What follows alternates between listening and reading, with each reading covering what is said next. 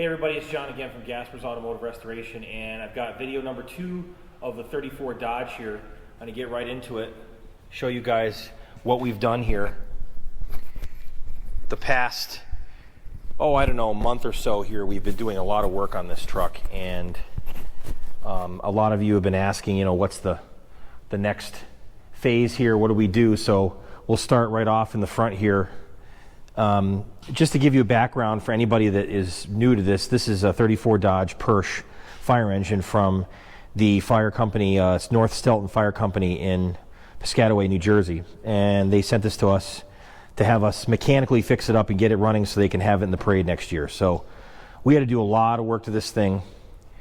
First thing we did was the cooling system. Here's the new radiator record in here, new hoses. We cleaned up the thermostat housing. We had the water pump redone. We got the correct belt on there now. We actually ended up having to make a pulley, and that pulley is right down here. That main crankshaft pulley right there was for a 1/2 inch belt. Now, this is a 3/4 inch belt. Or excuse me, I think it's 5/8. I believe it's a 5/8 belt. So why was that pulley down there half and this was 5/8? I think that this generator might have been changed, or it is a Chrysler. It is a Chrysler Corporation generator. It's got the Chrysler tag. It's made by Autolite, but it's got the Chrysler name there. You could see. So I think that this was right. But the pulley on the bottom, why was it a 1/2 inch diameter pulley? I don't know. We looked at the pulley down there. It was really monkeyed with. Somebody had really messed with it, and we actually ended up having to take the pulley off of a Studebaker 6-cylinder from one of my older Studebaker trucks that I used to have, and we pulled the crank pulley off and machined up and modified that to fit correctly with the original hub that came on this Dodge engine. So that was quite a process to do that, but it came out really nice. Everything lines right up. So that was a big thing we did. We had to put in a new oil line here, and this is our oil pressure line going up into the cabin here. That's new. The starter motor is rebuilt. The generator, of course, is rebuilt. Here's our new master cylinder. This is actually the original master cylinder, but it's completely remanufactured. We like to use the original parts because they fit better and they're better made. And new brake light switch, new wiring, all new wiring in here. Here's a regulator all redone. New coil, Blue Streak. Really good quality stuff. We like Blue Streak stuff here in the shop. It works really, really good. I recommend getting that. You can get that at O'Reilly Auto Parts. They carry Blue Streak, and the quality difference is really noticeable. Another nice to have on the front of the truck here, the Ram. If you're a Dodge guy, check out this Ram. This is what they used in the 1930s. This is pretty awesome. And I had to get this off of eBay. Rebuilt it, put some new rubber gasket on there, had to clean it up. But the Ram is really cool. It really looks good on top of this truck. Very Art Deco, very typical of the time period. We got the turn signals working here. So we've got all the electrical up and running. The dash here, all the electrical works on here now. The ammeter, the gas gauge, the oil pressure gauge. I'm not sure about the speedometer. I haven't really driven it anywhere yet. That's on our next list here. But we've got a little bit more work to do before that, not much. We're working on adjusting the parking brake right now, and got the floorboards back in. This was a real mess in here. These things were just flopping all over the place, so we had to put in some new hardware here. Again, we didn't go crazy with that stuff right now. They didn't want to restore things. They just wanted to make it work and look presentable, and it does. And we reused the original running boards and got that put back together. And here's our fuel tank over here. This fuel tank is going to end up getting painted when we restore the truck, and it's going to match the body here, and it's going to blend in a much better. But there is no place on this truck to put a fuel tank. I'm telling you, I've looked, I've tried. There is no place on this truck underneath, and we explained it in the other video, because of this water tank that's in here. It goes all the way to the back, takes up all kinds of room, and there's nothing underneath this frame. There's nothing under the seat. There's nothing under the cowl. It had to go underneath, and this is where they put it. So that's what we did. We increased their capacity quite a bit, and they should be able to drive a long distance with that tank. We got the new tires and lug nuts all cleaned up here, rear end all serviced, brakes, everything, all new brake lines. This thing is like new. Everything's greased. It's got the cool access here from the factory to grease the suspension without having to get underneath. That's really awesome. I'm getting a new bulb here. We had the wrong bulbs in these lights. I think these were 6-volt back here, and then the fronts were 12, so we swapped that out, but I'm just checking them all. Put in some 6-volt bulbs there. Got the hood in there. We're going to throw that on soon. Do a little test drive. Really cool lights in the back here. These spotlights are original. These Dietz spotlights, they're really, really nice. They're in great shape. One of the big pluses of the truck. And these lights here that were added on later, these are probably from the I would say 1940s maybe. Curved, ribbed glass. Really, really cool fixtures. I would definitely recommend keeping these on it when we restore this truck for them later. But all right, what else? Pretty much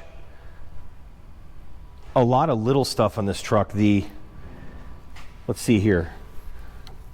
We had to make this gas pedal. I took a 40s, 50s Chevy starter button that I found at a swap meet, and I modified it. I shortened it. I bent it, heated it up. Right now it's just made to work, but it's just in the right spot. It doesn't hit the brake pedal, and you got your foot right there on the gas, just like a Chevy. It's a very similar setup, so it works really, really good. This pedal is out of a 57 to 61 Ford. You can get it through Dennis Carpenter. It's a generic pedal we use. It works great. The original pedal was just totally trashed. It was gone. Had to get rid of it. The original turn signal here works. This turn signal is in nice shape. I didn't think this thing was going to work that great, but it does. And so this thing's got turn signals. It's a lot safer. And I'm just trying to think of anything else that we did on this thing. I think that's it. I think the next step here is to take this guy out for a drive. So before we go on a ride here, I want to talk to everybody out there about something from the heart here with antique fire trucks. Something that really just, I got to get off my chest here. Please, whatever you do, when you're working on one of these trucks, whatever it is, don't do this.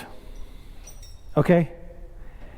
This is what somebody thought was a great idea for the starter button lever on this truck. This is garbage. Please don't do this, okay? This junk. And I'm gonna go underneath and show you some more stuff here. The parking brake was removed. We got Drew down here. Say hi, Drew. Hi. Drew is working on this parking brake here, and we had to build this from scratch. And I had some parts laying around, and this was just a mess. We had to get some stuff from McMaster Car. And now we have a functioning parking brake.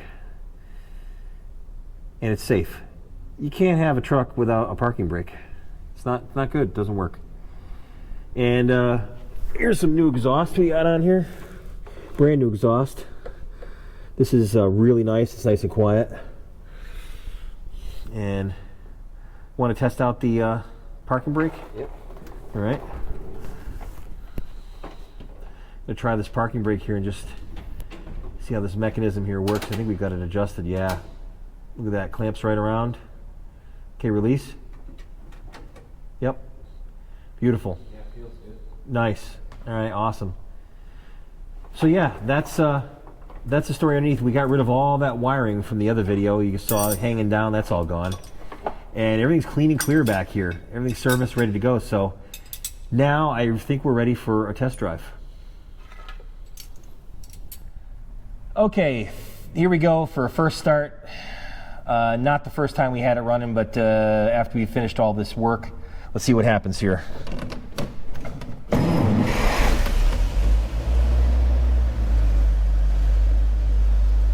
All right, she's sounding good, no noise.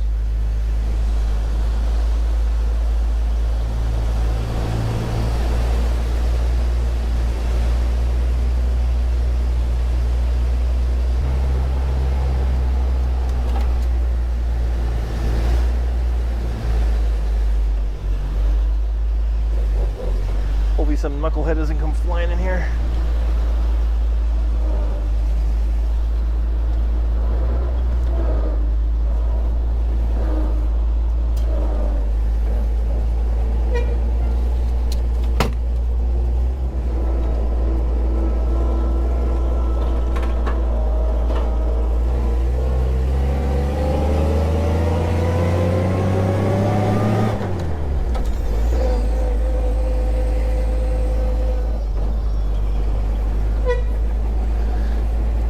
Brakes are working good.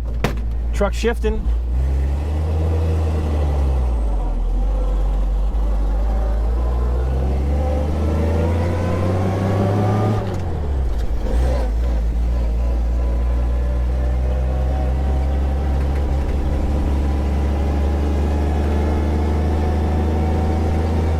Might have to mess with the timing. I don't know if it's seems like the timing's a little retarded here, but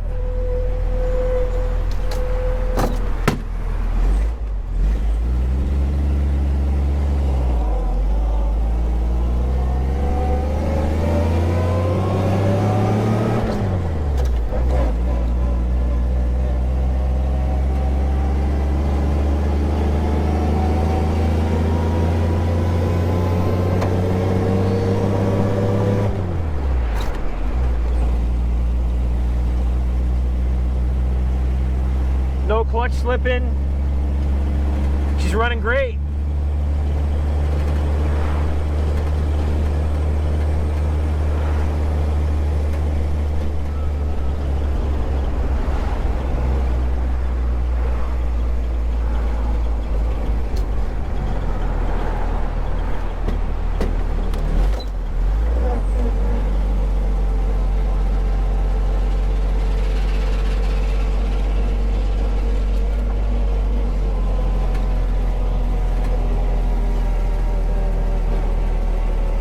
No power here. We definitely got a timing issue.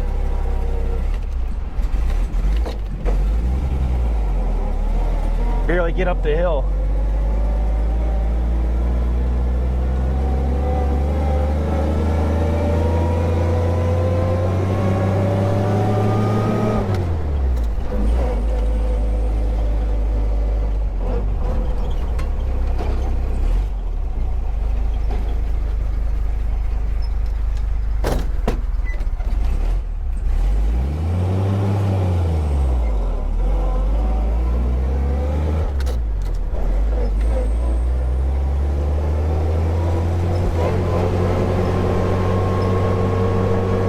Overall though, this truck's doing pretty well. Hasn't driven like this in probably 40-50 years at least.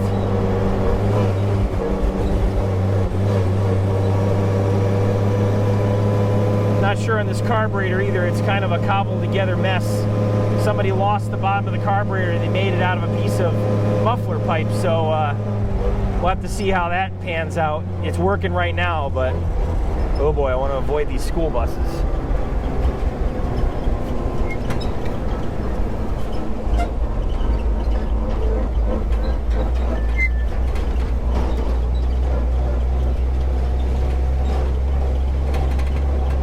Definitely need to hit that timing.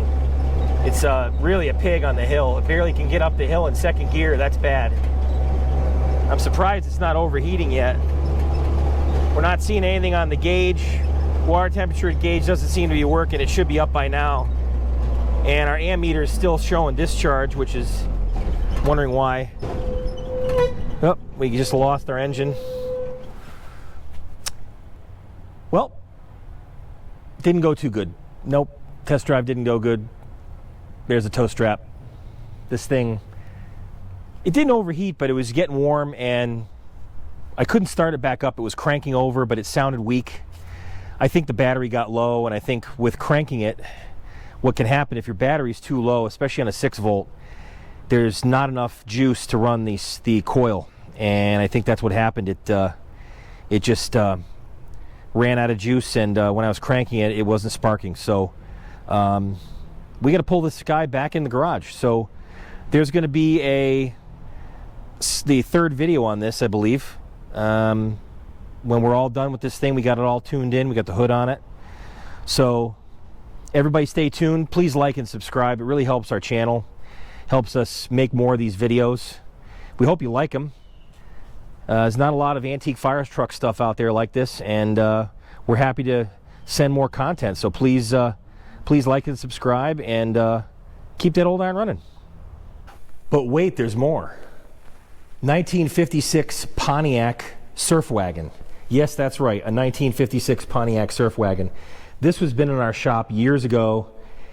The owner's name is Dana. He's really cool, and he's used to be a surfer, still is doing some surfing, I think, but he's retired now, and he's got this awesome car. It's all original paint. There's nothing that's been changed on this, and he's got lots of stickers back here. He puts the surfboards on the top when he goes to the car shows. He's got a sound system inside. It's a super cool car. Surfing, need beer. So stay tuned for this project. We got a couple of small things to do. Just want to share this one with you, and we'll do a little update before it's gone. So now we're done. Keep that old iron running.